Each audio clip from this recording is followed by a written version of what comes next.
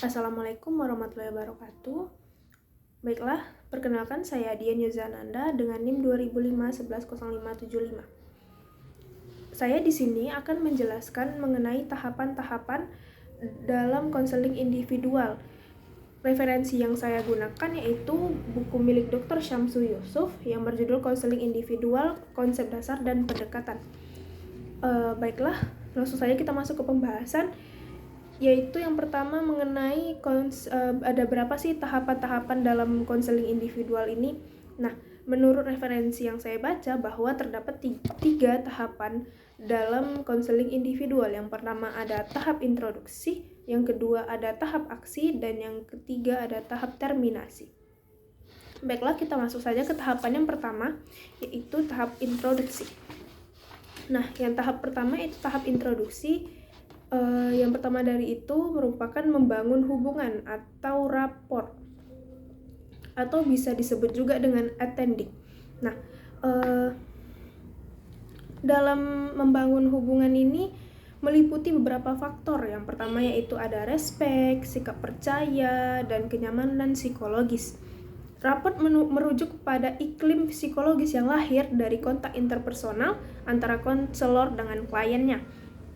Nah, rapport yang baik merupakan tahapan bagi berkembangnya aspek psikologis yang positif. Klien membangun hubungan ini dimulai dengan memperkenalkan nama, lalu mengenal nama si klien, mempersilahkan klien duduk, dan mencoba untuk bertanya, mengutarakan apa tujuan klien itu datang kepada konselor. Atau bisa dicontohkan seperti misalnya ada seorang siswi datang ke dalam ruangan BK, lalu kita persilakan, ayo nak masuk, kita bilang begitu. Lalu siswi tersebut masuk dan kita bertanya kembali, ini siapa namanya?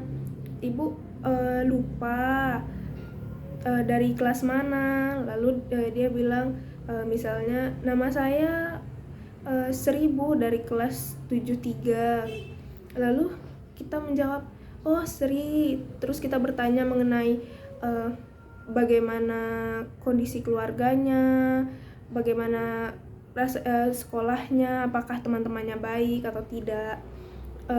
Lalu kita lanjutkan kepada bertanya mengenai ada apa Sri kesini. Lalu mulai masuk ke tahap nanti dia menjelaskan bahwa apa tujuan dia datang ke ruang BK tersebut. Lalu yang kedua ada perumusan masalah atau kejelasan masalah, atau memperjelas dan mendefinisikan masalahnya. Nah, dalam proses konseling, hal yang sering dihadapi klien yakni tidak begitu mudah menjelaskan permasalahannya, meskipun klien mengetahui gejala-gejala yang dialaminya. Jadi, tidak semudah itu kita langsung, ada apa kemari, apa masalahnya. Mereka tidak semua siswa atau siswi itu bisa menjelaskan apa sih masalah yang mereka hadapi. Karena setiap manusia itu memiliki kepribadian yang berbeda-beda. Ada yang dia terbuka, ada yang dia sulit terbuka. Nah, oleh karena itulah peran konselor yakni membantu memperjelas permasalahan klien itu. Hal serupa yang dialami klien ketika proses konseling, yakni klien tidak mengetahui potensi yang dimilikinya. Untuk itu, tugas konselor membantu mengetahui potensi yang dimilikinya serta membantu mengembangkan potensi klien. Dalam hal ini, memperjelas permasalahan dan mendefinisikan masalah klien dilakukan secara bersama-sama antara klien dan konselor. Jadi,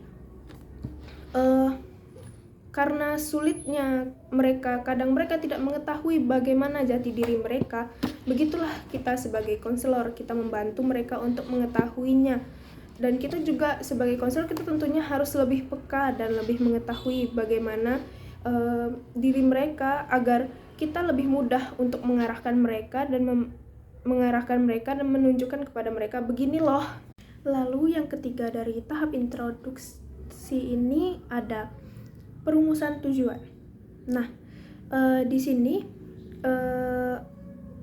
kita merumuskan tujuan atau hasil yang akan diharapkan dari permasalahan yang telah dibicarakan oleh si klien. Jadi klien itu kan saat awal-awal mungkin dia takut untuk bercerita keseluruhan, lalu dia mungkin bercerita hanya tidak seluruh masalah yang ia hadapi. Jadi di situ kita merumuskan apa sih tujuan dari masalahnya ini, apa titik masalahnya ini. Nah, dengan harapan bahwa kita akan mendapatkan hasil dari perumusan tujuan ini, dan dengan adanya perumusan tujuan ini kita akan mengetahui bagaimana tindakan kita selanjutnya, apa yang harus kita lakukan. Nah, selanjutnya yaitu ada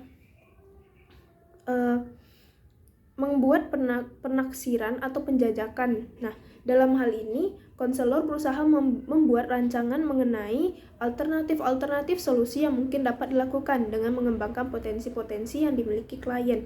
Jadi setelah kita merumuskan tujuannya apa sih, setelah kita merumuskan masalah apa yang dihadapi oleh klien, lalu kita merumuskan tujuannya, kita pasti dapat mendapatkan penaksirannya, atau kita sudah tahu nih rancangan apa yang bakal kita lakukan untuk solusi untuk mengatasi masalah-masalahnya, masalah-masalah yang dihadapi oleh klien ini, dan alternatif-alternatif lainnya. Lalu tahap terakhir dari bagian introduksi ini atau tahapan awal yaitu ada negosiasi kontrak. Nah, negosiasi kontrak ini berisikan waktu dan tempat dilaksanakannya konseling. Jadi dalam negosiasi waktu itu, konseling dan klien merumuskan atau menentukan perjanjian kapan mereka akan melakukan konseling, kapan waktunya dan di mana tempatnya. Jadi untuk pelaksanaan konseling itu bukan hanya harus disesuaikan dengan si konseli saja, tetapi juga harus dengan si konselor. Jadi konselinya itu misalnya konselornya bertanya kepada si konseli, jadi kapan kita akan kapan kamu bisa dalam melaksanakan konseling ini nanti untuk menyelesaikan masalah yang kamu hadapi. Lalu konseli itu menjawab, bagaimana jika konselingnya diadakan di jam 9:30 sampai jam 10 pagi, Bu, di saat jam istirahat. Lalu kita akan melakukan konselingnya di ruangan BK saja. Lalu si konselor menjawab, baiklah, boleh di jam segitu, di hari apa saja maunya. Lalu si konseli menjawab, di hari Senin, Selasa, Rabu apakah bisa, Bu? Lalu si konselor menjawab, kalau di hari Selasa Ibu tidak bisa, apakah di hari Kamis bisa? Jadi kita akan melaksanakan konselingnya nanti di hari Senin, Rabu, dan Kamis. Lalu si konseli menjawab, baiklah, bisa, Bu.